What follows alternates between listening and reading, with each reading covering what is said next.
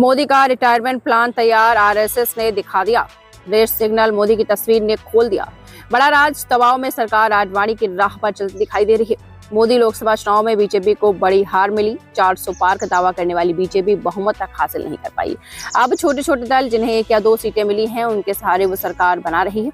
लेकिन यह सरकार कब तक चलेगी, सबसे पहले तो इसी पर सवाल उठने लगे हैं।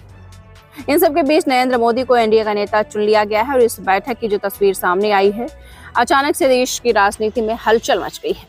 लोगों को 10 साल पुरानी घटना याद आने लगी है, जब नरेंद्र मोदी देश के पीएम बने थे और उसके बाद बीजेपी के सबसे लोकप्रिय नेता माने जाते रहे लाल कृष्ण आडवाणी किनारे कर दिए गए थे। दरअसल अब जो फोटो शेयर की जा रही हैं, उन्हें अगर ध्यान से देखा जाए तो एक चीज साफ दिखाई देती है कि नरेंद्र मोदी जब एनडीए की बैठक में शामिल हुए तो वो सफेद कुर्ता पहने हुए हैं, जिस पर वो हल्के हरे रंग की जैकेट पहने हुए हैं।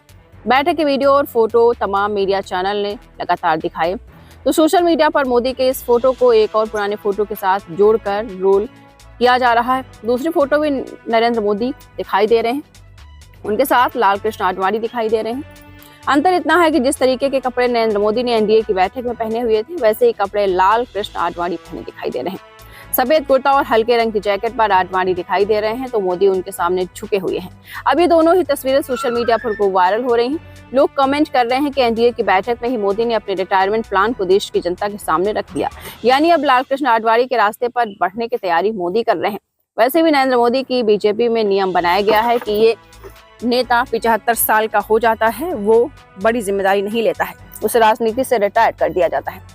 इसलिए बीजेपी के तमाम नेताओं की नजरें पीएम के पद पर टिकी हुई हैं, क्योंकि अगले साल ही नरेंद्र मोदी 75 साल के हो रहे हैं। ऐसे में मोदी की बीजेपी के नियमों ने उन्हें लगातार पीएम पद छोड़ना पड़ेगा, नहीं तो ये माना जाएगा कि वो नियम पीएम मोदी ने बनाए थे, वो सिर्फ पार्टी में अपने विरोधियों को किनारे करने के लिए। ये नियम आडवाणी और जोशी जैसे नेताओं के लिए थे और शायद पीएम मोदी भी नहीं चाहेंगे कि इस तरीके के आरोप उन पर लगाए जाएं। और इसलिए भी पीएम मोदी ने एनडीए की बैठक में संकेत दे दिए कि जब वो 75 साल के होंगे तो वो चौंकाने वाला फैसला ले सकते हैं। तो आपको बता दें, ऐसे में सवाल उठ रहा है कि क्या वो खुद को आडवाणी की कैटेगरी में रखने के लिए मानसिक रूप से तैयार कर रहे हैं। वैसे भी इस बार उनकी जो सरकार बन रही है, उससे वो खुद भी मोदी सरकार नहीं बोल पा रहे हैं। 4 जून को जब चुनाव परिणाम सामने आए थे, तभी उन्होंने अपनी नई सरकार को एनडीए की सरकार कहना शुरू कर दिया और इस दौरान पीएम मोदी के चेहरे पर दबाव भी साफ साफ दिखाई दे रहा था। दरअसल दावा किया जा रहा है कि बीजेपी किसी भी कीमत पर सत्ता छोड़ने को तैयार नहीं है।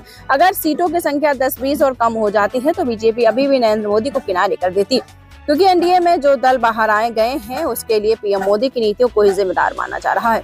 इसमें अकाली दल, एआईएडीएमके और शिवसेना यूपी सहित कई दल शामिल हैं। तो हमारे साथ देखते रहिए फाइट अगेंस्ट क्रिमिनल चैनल और पढ़ते रहिए fight against criminal daily newspaper. आज की खबर में बस इतना ही। वीडियो को लाइक करें और चैनल को सब्सक्राइब कर लें, जिससे आने वाली वीडियो की नोटिफिकेशन आपको मिलती रहे।